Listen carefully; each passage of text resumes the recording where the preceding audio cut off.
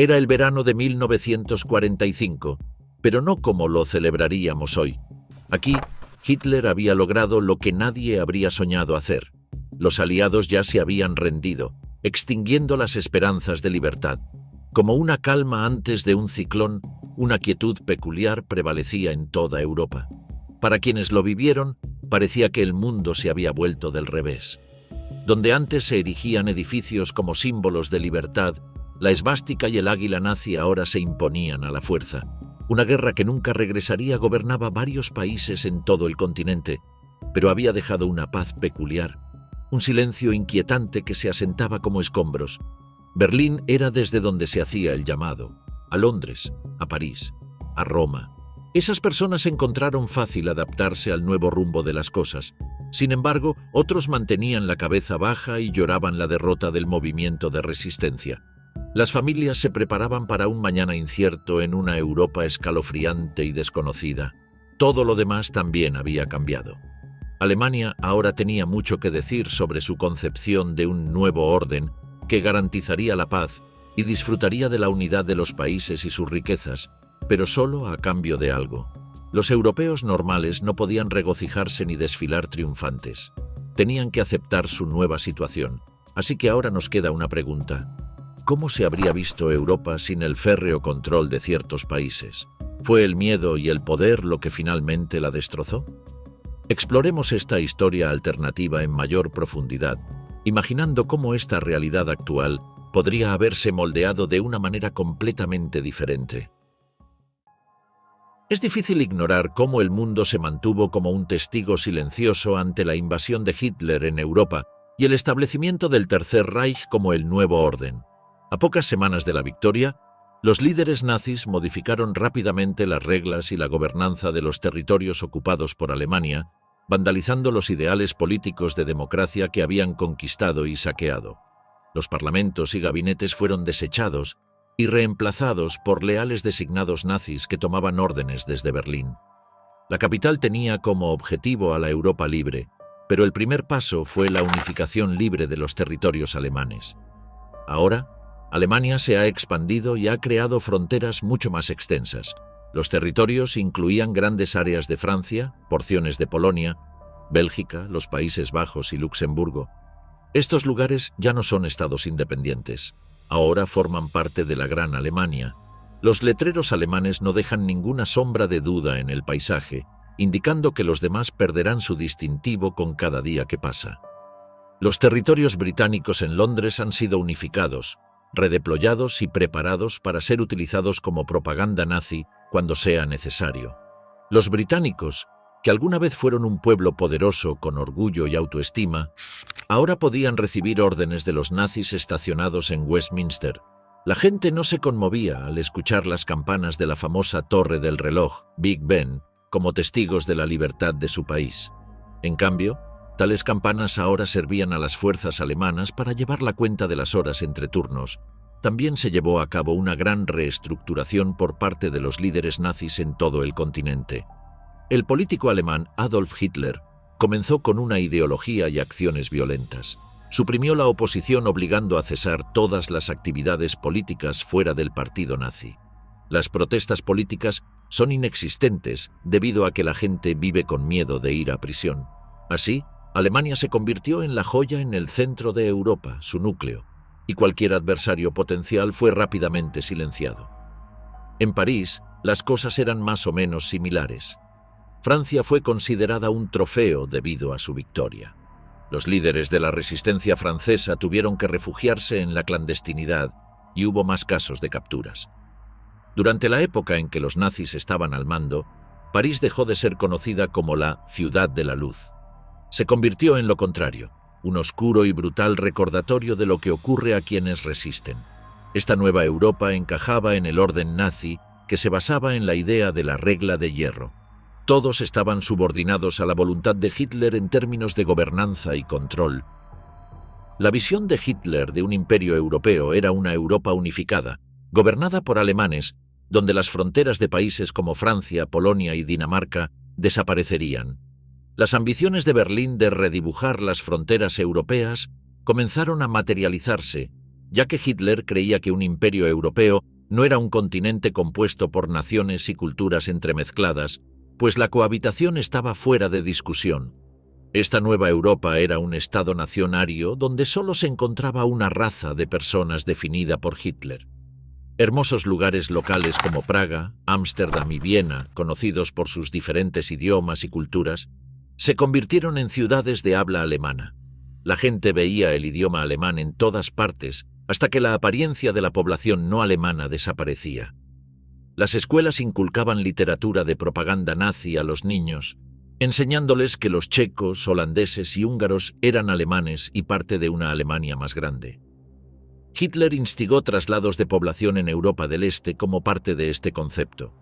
Se establecieron sitios de germanización en los que se ordenaba a los nazis trasladar a personas que poseían cualidades adecuadas categorizadas como arios. Las personas que no eran arias eran arrestadas, azotadas e incluso asesinadas. Las áreas rurales también se vieron afectadas. Los territorios que anteriormente pertenecían a granjas polacas y ucranianas fueron confiscados y ocupados por familias alemanas que fueron instruidas para trabajar la tierra con el fin de expandir el imperio en constante crecimiento de Hitler. Los antiguos agricultores polacos o ucranianos fueron reducidos a trabajadores en la misma tierra que solían cultivar, con la cabeza baja en la tierra, en sumisión a los recién designados granjeros alemanes que fingían ser supervisores. La iconografía nazi y los edificios de estilo alemán se extendieron por las áreas urbanas, desde la Torre Eiffel hasta los castillos daneses. Estas estructuras se utilizaban para fortalecer las fuerzas nazis y las ciudades se organizaban sistemáticamente, con los intelectuales y la cultura de Alemania como centro principal. Europa, sin surgir de la unidad nacional, fue recreada dentro del enorme y estrictamente controlado imperio alemán, tal como lo deseaba Hitler. En esta nueva era, en lugar de un mercenario, la economía se convirtió en una herramienta de sometimiento al régimen nazi. Con una determinación implacable, la visión de Hitler de un continente autosuficiente se puso en marcha y Europa se transformó en una estructura organizada con Alemania en su centro.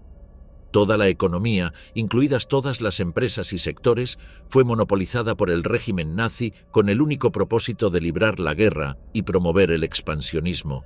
En este momento, solo podían operar aquellos negocios aprobados por los nazis. Las empresas familiares, los productores locales y las granjas independientes, que solían ser la base de la economía europea, tenían que buscar la aprobación del Estado, o de lo contrario, eran nacionalizadas. Las fábricas recibieron órdenes de transformar sus productos en aquellos que sirvieran los propósitos del Reich. Él unificó unilateralmente todas las industrias desarrolladas desde París hasta Praga hacia la economía alemana. Las actividades cotidianas de los civiles se volvieron bastante diferentes. La mayoría de los alimentos se volvieron escasos, con productos redirigidos principalmente a Alemania o a otros proyectos aprobados por los nazis. Los agricultores que cosechaban alimentos para sus respectivas comunidades ahora trabajaban como jornaleros, con las cosechas destinadas únicamente a aquellos considerados arios. Las raciones fueron reducidas o eliminadas por completo para quienes desaprobaban la cruel agenda racial de Hitler. Se construyeron más fábricas en ciudades como Essen y en valles como el Ruhr. Estas fábricas fusionaron operaciones a gran escala armadas con millones de personas esclavizadas provenientes de territorios conquistados. Estos trabajadores, muchos de ellos del este de Europa, que eran perseguidos como perros, trabajaban en condiciones espantosas, produciendo armas, vehículos y parafernalia para el Reich bajo la amenaza del terror. Esta fuerza laboral masiva e involuntaria mostraba el precio aterrador de la estrategia económica nazi, que se disfrazaba con propaganda de una economía alemana unificada y próspera. Un poder central guiaba cada compra, cada puesto y cada servicio. La vida estaba asegurada y equilibrada alrededor de una élite que determinaba quién prevalecería y quién lucharía por sobrevivir. Además, Polonia había sido reiniciada por la economía europea y ya no se basaba en la expansión o el enriquecimiento. En cambio, giraba en torno al sometimiento, la autoridad y la dominación absoluta de una única ideología bárbara. La Europa controlada por Hitler transformó la vida diaria de una manera sin precedentes. De un rincón del continente a otro, la atención a los esfuerzos culturales, el tipo de música que se tocaba, los tipos de libros en circulación, incluso los temas de las conversaciones, era central y estaba cuidada. La cultura, el arte y la literatura que antes celebraban y representaban la esencia misma de las diversas cosmovisiones del pueblo europeo, se convirtieron en una máquina de propaganda monolítica y sin rostro. Por encima de todo, la radio del Reich no servía para recibir noticias de la familia o del extranjero, sino para algo completamente diferente: programas patrocinados por el Estado. Su propósito principal se convirtió en el altavoz del partido nazi, que llenaba las ondas con programas cuidadosamente guionados. La transmisión nocturna ahora se convertía en una herramienta que atacaba a los ciudadanos con historias prefabricadas sobre las virtudes del régimen y contaba historias de enemigos. Las familias sintonizaban no para obtener noticias o información, sino para que los activos nazis mostraran qué tan lejos se habían logrado las victorias, retratando la democracia como un factor inquietante para el bienestar de las personas. No se permitía conmemorar nada insensible hacia el régimen. Para establecer su dominio sobre el resto del mundo, la literatura fue destruida. Libros, poesía, novelas y filosofías que no se ajustaban a los ideales nazis fueron retirados de las estanterías. En su lugar, las bibliotecas y estanterías tenían libros aprobados por el Estado destinados a personas que apreciaban la supremacía del Reich y la condena de la libertad y la igualdad. Los clásicos de la literatura escritos por autores prohibidos desaparecieron y en su lugar comenzaron a florecer ediciones alteradas que representaban la imagen de la cultura alemana pura. Escritores, músicos y artistas que no obedecían fueron oprimidos. Muchos de ellos se exiliaron y sus voces desaparecieron. El arte no fue diferente. Las pinturas y esculturas idealizaban el ideal ario y la barbarie, y el arte abstracto, que alguna vez incorporaba elementos heterogéneos en la composición más general, no fue permitido. Todas las exhibiciones, desde museos hasta lugares públicos, solo podían mostrar obras que representaran el sueño de una sociedad aria. Las manifestaciones físicas de su odio abstracto no tenían lugar en el realismo creado por los alemanes. Esta regulación se implementó no solo en las artes visuales, sino también en la industria musical. Olvídate del jazz, el swing y cualquier otro género que los nazis consideraran en contra del imperio. La única música oficial de orquesta que se interpretaba era aquella que los gobernantes y las salas de conciertos permitían, que estaban constantemente llenas de los sonidos de la música de Bach y Wagner. Para el europeo promedio, esta degradación de la independencia personal fue una supresión gradual de la cultura. Las discusiones públicas se llevaban a cabo en susurros, ya que un tono alto o descontento podría tener graves consecuencias. La gente aprendió a mantener la cabeza baja, sonreír y evitar hacer comentarios. El Reich había logrado en efecto coaccionar el arte, la música y la literatura, controlando lo que la gente pensaba y lo que podía ver. Así, la vida cotidiana para los miembros del Reich era un ejercicio de sumisión.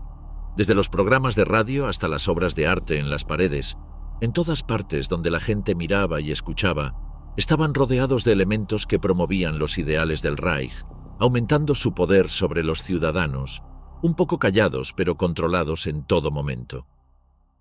Después de la conquista, las escuelas se convirtieron en instituciones de opresión donde el aprendizaje estaba controlado y dirigido hacia la obediencia ciega a Hitler.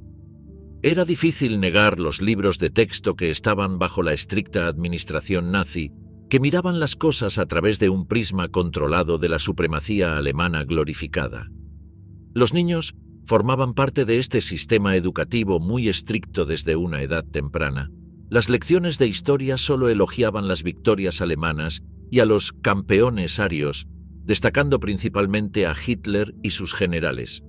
Las páginas dedicadas a grandes hombres, como Julio César y Carlomagno, fueron alteradas para que sus personajes correspondieran a los estándares nazis. Esto forjó una narrativa que colocaba sutilmente la ascendencia alemana como los legítimos sucesores de la civilización europea. En el pasado, las clases de ciencias siempre buscaban algo que mejorara un poco. Según los libros de biología, los estudiantes creaban una fantasía de su visión del mundo antagónica hacia las razas. Las personas se dividían de acuerdo a su apariencia y miraban con desdén a los demás que no se parecían al perfecto ario. Las teorías de Darwin fueron abusadas en las ciencias sociales para transformar el conflicto de la vida en la supervivencia del más apto, lo que permitía que otras razas fueran percibidas como inferiores. Significa que los niños pequeños fueron moldeados y criados con tales mentiras y fueron entrenados para seguir estos prejuicios como si fueran la verdad. La educación física también fue transformada. Los niños debían desarrollar habilidades para cumplir con los deberes en la Wehrmacht y las niñas debían desempeñar roles de apoyo. Los niños y las niñas eran entrenados y enseñados mediante ejercicios prácticos de combate y resistencia. Desde que se puede recordar, a los niños se les enseñaron valores que retrataban la fuerza y la resistencia como atributos especiales de una especie superior. El régimen nazi no veía la escritura y el arte como métodos para que las personas se expresaran en la escuela. En su lugar, leían textos completos y hermosos de autores como Shakespeare y Goethe en los jóvenes estudiantes. En las tareas de arte, los estudiantes creaban carteles de Hitler. Los profesores tenían instrucciones de corregir cualquier creatividad de los niños que no se correspondiera con las normas del Estado. Esto hacía que los niños vincularan el arte con obedecer las reglas y ni siquiera pensaran en el yo. Este sistema crió a una generación que se veía más como engranajes en una gran rueda, como esclavos. Se les mostraba cómo conformarse, callar y alinear sus sueños con los sueños del Reich. Hitler requería que la educación estuviera controlada no solo en el presente, sino también en el futuro. Quería asegurarse de que controlaría las mentes de los aprendices que eran sirvientes entrenados sin sus propias mentes. Así, en la Europa nazi, esas instituciones y la escuela se convirtieron en lugares donde la gente iba a descubrir la virtud del silencio y la obediencia. A medida que los nazis tomaban cada país, ciudad e institución, la pregunta permanecía: ¿podría sobrevivir la resistencia en un ambiente tan hostil? La resistencia en la Alemania nazi fue fuerte, con hombres y mujeres formando redes secretas en áreas controladas, reuniéndose en cuevas o bosques y comunicándose en código. Antiguos soldados, ciudadanos desilusionados, líderes de la iglesia y adolescentes arriesgaban sus vidas para protestar contra el gobierno nazi. También creaban documentos falsos, revelando los crímenes del régimen a pesar de estar vigilados, guardando sus mensajes cortos y palabras cuidadosas. Los nazis sabían que este tipo de resistencia vendría y reaccionaron con fuerza aplastante. Hicieron que siempre hubiera policías crueles y eficientes observando en las sombras. La Gestapo, espías de las SS y fuentes locales en las ciudades encontraban a los grupos de resistencia antes de que pudieran fortalecerse. La gente desconfiaba de cada palabra, mirada y reunión nocturna. Aquellos sorprendidos con materiales de resistencia o simplemente estando con personas que se pensaba que eran miembros, eran arrestados, sin audiencia, y a menudo desaparecían sin dejar rastro. La resistencia costó la vida a muchas personas. Las personas que luchaban en la resistencia fueron brutalmente reprimidas en Varsovia. Muchos soldados nazis patrullaban las calles de la ciudad, golpeando a las personas y evitando que se levantaran. Sin embargo, la resistencia polaca era fuerte. Funcionaba un sistema complicado de túneles y lugares seguros, pero estos rebeldes también proporcionaban información a los aliados. Interrumpían las líneas de suministro nazis, pintaban X en las paredes y realizaban actos simbólicos de resistencia. A menudo morían por su valentía. En Francia, algunos miembros de la resistencia francesa fueron reclutados para luchar en condiciones duras. Una vez un ejército fuerte había desaparecido, sus líderes fueron asesinados o capturados. En cada esquina de las calles había carteles de propaganda nazi. A pesar de estos problemas, la resistencia francesa trabajaba en pequeños grupos en secreto, atacando donde podían sin ser notados. Si eran capturados, estaban seguros de que morirían. En Europa, los movimientos de resistencia también crecieron de grupos que parecían no tener relación. Los opositores a los nazis incluían sacerdotes, maestros y dueños de tiendas, todos luchando contra los nazis. Cuando el gobierno perseguía a personas, Las escondían en iglesias, áticos y edificios vacíos. Establecían redes de contrabando. Estas personas salvaban vidas, planeaban rutas de escape y comerciaban documentos falsos en estos lugares ocultos y seguros. Los nazis se hicieron más fuertes y fuertes a medida que pasaban los años. La resistencia inspiraba a otros y trabajaban arduamente para eliminar esta red. Los simpatizantes conocidos eran humillados, expuestos públicamente o asesinados para infundir miedo en la gente. Las cosas estaban muy mal, por lo que tenían que mantenerlo aún más en secreto. Las conversaciones se volvieron cada vez más raras y los códigos más cortos y complejos.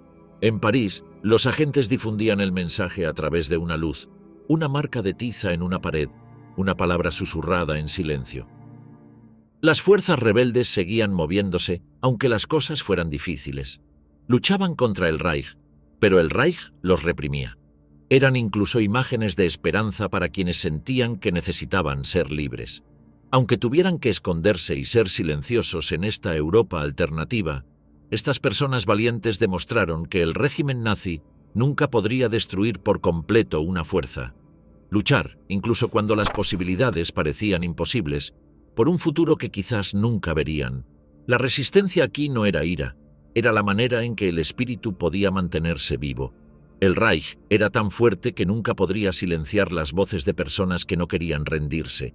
No importaba cuán malas fueran las cosas. La vida cambió radicalmente en Europa bajo una especie de máscara de monitoreo invisible e impenetrable. En todas partes había un escenario, y cada día era un ensayo general, para que nadie notara que era sospechoso. Viviendo en el Reich, la gente conocía todo lo que la rodeaba, y una sola palabra o mirada era suficiente para tener resultados terribles. El miedo y la familiaridad fueron utilizados para controlar a la gente por el gobierno nazi mejor que cualquier otro gobierno haya hecho. La Gestapo, la policía secreta de Hitler, iba a cada aldea y pueblo. No importaba si eras tan rojo como un camión de bomberos o tan pálido como una sábana. Cualquiera podía ser un espía. Esto solo se intensificaba porque la lealtad no solo se esperaba, sino que se exigía. Nadie se atrevía a mostrar ni la más mínima sugerencia de deslealtad. Pero las familias vigilaban a otras familias, y los amigos vigilaban a otros amigos, listos para reportar cualquier comportamiento antipatriótico. La privacidad ya no existía para la gente común. Los nazis podían escuchar todas las llamadas y conversaciones, palabras vagas y críticas de cualquier gobierno, incluso dentro de su propio hogar. La gente aprendía a evitar el más mínimo indicio de crítica hacia el gobierno. En segundo lugar, la cocina y la sala de estar ya no eran espacios abiertos y privados, ni el centro de la vida familiar. En cambio, las reuniones familiares ahora eran eventos organizados donde se hablaba de temas seguros y aprobados por el Estado.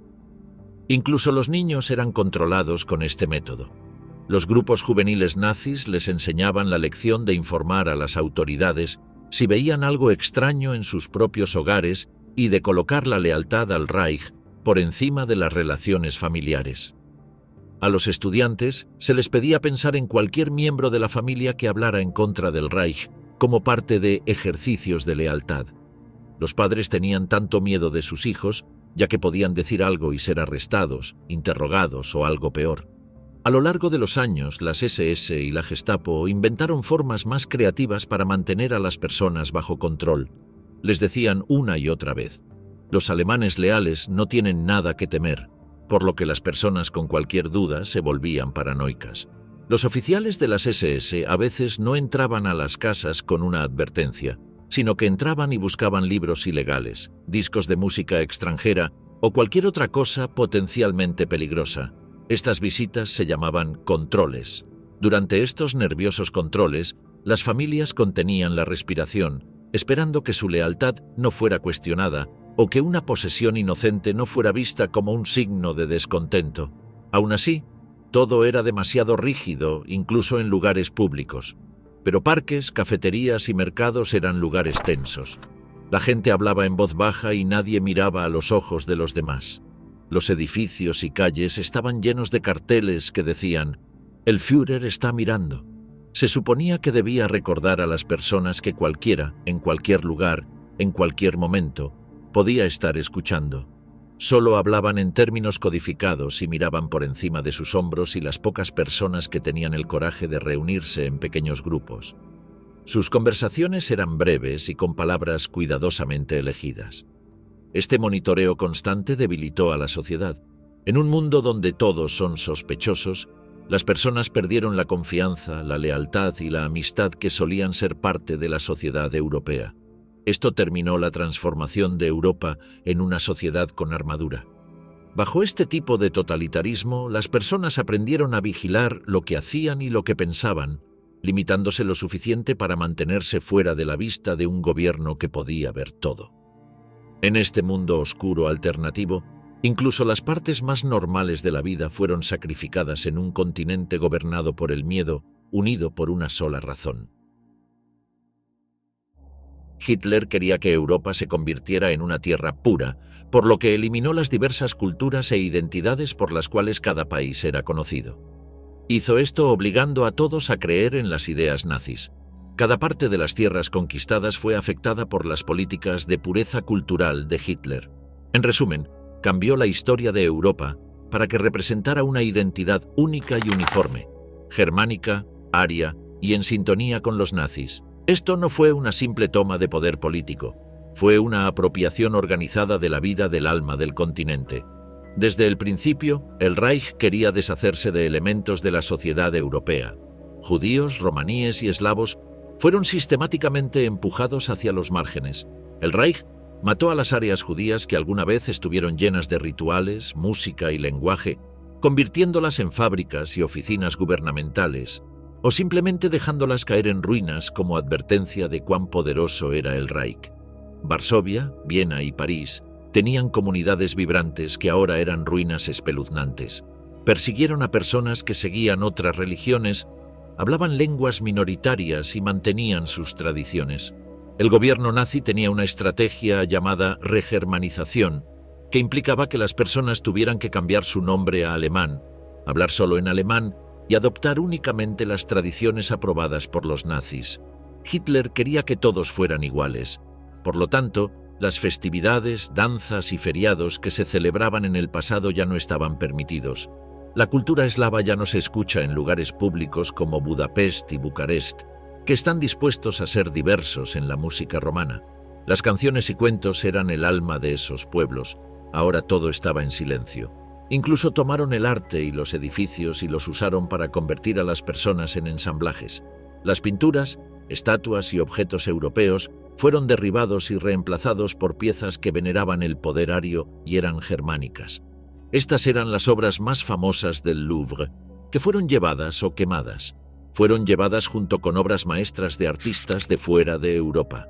Conocían el museo como un símbolo de la cultura mundial y sintieron su pérdida. Esto resultó en que los edificios fueran reconstruidos para reflejar la apariencia dura y uniforme de los nazis. Pero esas fachadas austeras e imponentes se convirtieron en monumentos al Reich, al cambiar o destruir las grandes iglesias y otros sitios históricos. Incluso las partes más privadas de la personalidad de una persona fueron borradas en la nueva Europa de Hitler.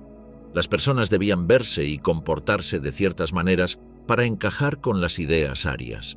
El gobierno nazi influyó en el estilo de cabello, el color de los ojos y la forma del rostro, y la gente tenía que adherirse a requisitos de belleza muy estrictos. Las personas con rasgos físicos no arios eran vistas con desconfianza, y aquellas que no cumplían con estos estándares eran enviadas a tratamientos correctivos o dejadas de lado.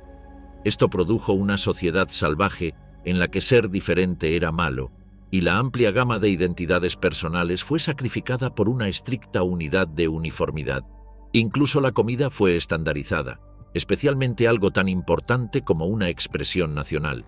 Los líderes nazis decidieron qué era la comida aceptable y, con base en eso, eligieron los alimentos básicos alemanes sobre los platos regionales.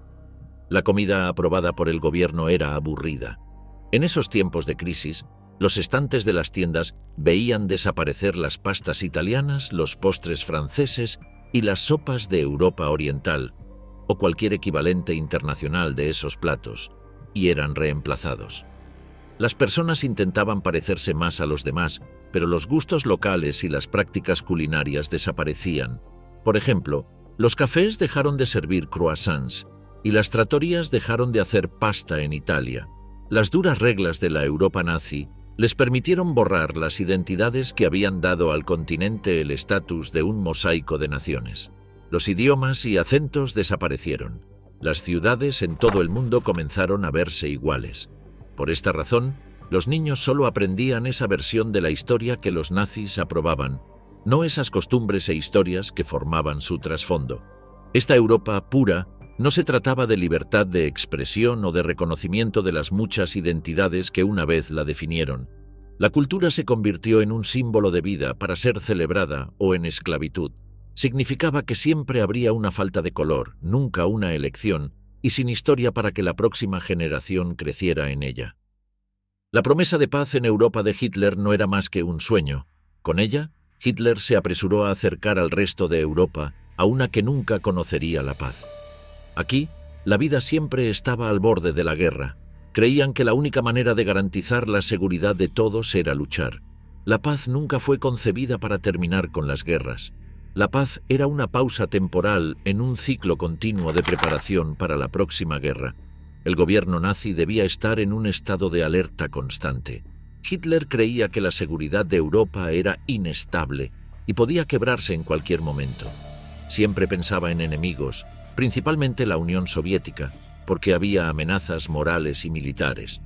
Ahora, todo el continente, después de haber sido reconstruido por los nazis, estaba preparado para una guerra que nunca se llamó por su nombre, pero que siempre parecía inminente. Frecuentemente, las fábricas europeas trabajaban sin parar para fabricar armas, vehículos y suministros. Bajo las reglas del régimen, el gobierno se apoderaba de las empresas y dejaba de utilizarlas para fines privados. Estas plantas se convirtieron en castillos de producción real que funcionaban todo el tiempo. Los trabajadores realizaban tareas duras y repetitivas que eran muy agotadoras mientras cumplían con la interminable demanda de armas y municiones. Lo que habían sido fábricas en tiempos de paz, ahora producían tanques en lugar de tractores y aviones en lugar de autos. A medida que el dinero fluía hacia este desarrollo sin rumbo, no había dinero para mantener a las personas reales alimentadas, vestidas o para cubrir trabajos menores. Todos empezaron a compartir desde comida hasta ropa. Esto era para ayudar con los objetivos de guerra del Reich. Las escuelas se convirtieron en lugares donde futuros combatientes y comandantes podían aprender a luchar. Las estrategias militares, la lealtad al Estado y la dureza física eran más apreciadas que las materias académicas. A los niños pequeños se les enseñaban habilidades de combate básicas. Aprendían esas lecciones: manejo de armas, disciplina y supervivencia. No estudiaban literatura ni filosofía, leían historia militar, aprendían cuán superior era la política nazi, y todo lo que aprendían eran las victorias arias. Había una razón para entrenar a las niñas también. Aprendían cómo ayudar a las tropas en el campo, cuidar a los heridos y asegurarse de que los futuros soldados fueran fuertes. El gobierno no permitiría que esta máquina se detuviera. Alimentaban el miedo a un ataque, especialmente desde el este. La propaganda mostraba a la Unión Soviética como un enemigo siempre amenazante y preparado para atacar en cualquier momento. Las fuerzas soviéticas se representaban como monstruos temibles, y se advertía a la gente que tuviera cuidado porque eran una amenaza para la seguridad del Reich, según los carteles. Hitler estaba convenciendo a la gente de que pensara exactamente como él quería, solo para que todos se sintieran paranoicos. Vivir en un mundo en guerra era normal. La vida debía ajustarse diariamente y las reglas debían seguirse. Los lugares de trabajo eran para los hombres, el trabajo de apoyo para las mujeres, y las tropas eran entrenadas desde niños. Durante el esfuerzo de guerra, familias enteras ayudaban directa o indirectamente. Los recursos eran escasos, ya que el Reich priorizaba las necesidades militares por encima de todo lo demás. La gente no tenía tiempo para frivolidades, pero se les decía que el honor aún existía y que era un pequeño precio a pagar para estar seguros en el Reich, cuando simplemente eran piezas de un engranaje para mantener la guerra en marcha. Esta paz dura tuvo un efecto de distanciamiento y el pueblo europeo vivió la vida a la distancia. Durante el tiempo de trabajo del gobierno, que estaba destinado a la guerra, sus propios objetivos, aspiraciones y sueños fueron dejados de lado. No eran caminos hacia un futuro mejor. Todos llevaban de vuelta a la lucha. En esta horrenda visión de la historia, la paz no era un descanso de la guerra, sino una espiral interminable hacia el militarismo. Después de que los nazis dejaron el poder, Europa no era en absoluto como el continente bullicioso y cosmopolita que había sido. El dominio del Reich durante tantos años cambió a Europa para siempre, deformando su identidad, cultura y valores con miedo, abuso y monotonía. Cuando un país está bajo el dominio nazi, los países comienzan a perder las singularidades de su nación y a parecerse más entre sí. Estos fueron los únicos valores conocidos por los niños nacidos en este mundo. Estas personas nunca habían oído hablar de individualidad, variedad o libertad de expresión. Para alguien que quisiera extender sus alas, la tierra de repente poseía una identidad represiva. Solía ser que la libertad, una variedad de opciones y la posibilidad de expresar tus pensamientos sin miedo a represalias eran valores. Aquellos que solían ser escritores y artistas, personas que rompían los límites, fueron reemplazados por personas que hacían lo que el gobierno consideraba adecuado. Esa fue la filosofía bajo la cual los niños y adolescentes de esa época fueron criados y no conocían nada más, solo lo que les decían. Todo había sido cambiado para contribuir a una única visión del mundo: cultura, educación e incluso los elementos más triviales de la vida cotidiana. Así, los niños aprendían la versión de la historia del Reich y creían que otras sociedades eran malas o peligrosas. En tiempos antiguos, las artes eran un medio para celebrar la diversidad de Europa, pero las artes se convirtieron en propaganda para apoyar las ideas del régimen. Nadie sabía cómo sonaban las canciones tradicionales, qué sabor tenían los alimentos regionales o qué era ver las cosas desde su propio punto de vista. En su lugar, tenían que vivir en una sociedad aburrida y autorizada por el gobierno, donde dejaban de ser creativos y tenían su historia borrada. La tierra y las mentes de Europa llevaban cicatrices tras haber sido abandonadas durante años bajo una constante presencia militar. Las ciudades habían sido construidas para mantener viva a la gente, no para hacerla rica, y la tierra se había convertido en una fortaleza. Las industrias drásticas solo trabajaban en la guerra, con el uso de recursos y la posibilidad de tener una mejor economía. Por toda Europa, las ciudades se transformaron en búnkeres y torres de vigilancia. Muchos hombres y mujeres crecieron en una sociedad militar donde el servicio militar era lo único que les enseñaban a hacer. Sus vidas estaban llenas de tareas sin esperanza, deseo o crecimiento personal. Era todo lo que la gente esperaba: ser vigilados, sospechados y asustados en sus momentos más privados. Se autocensuraban, desconfiaban de los demás y temían salir de lo que el gobierno consideraba aceptable. Vivir con una mente tan asustada afecta la vida de las personas. Temían lo que sucedería si hablaban, por lo que aprendieron a ocultar sus sentimientos. Con el tiempo, la desconfianza se convirtió en la norma y amigos, compañeros de trabajo e incluso familiares perdieron el contacto entre sí. Rompieron las cosas que mantienen a la sociedad en marcha, como la confianza, la amabilidad y las conexiones. La gente ahora vivía en miedo y soledad. Este continente, que una vez estaba lleno de pueblos poblados y conectados, ahora sonaba frío y remoto, y su gente ya no estaba conectada. Europa se perdió a sí misma. Su corazón, alma y razón de ser se habían ido.